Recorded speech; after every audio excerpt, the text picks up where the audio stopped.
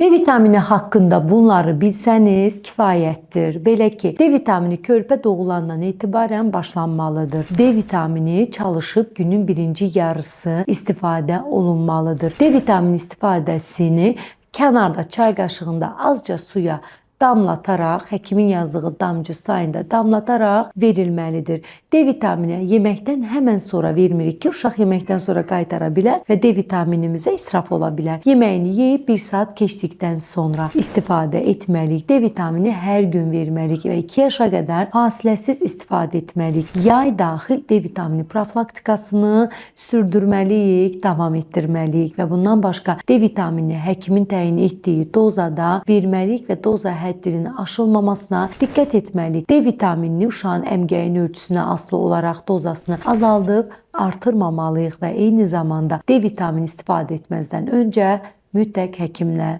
məsləhətləşməliyik.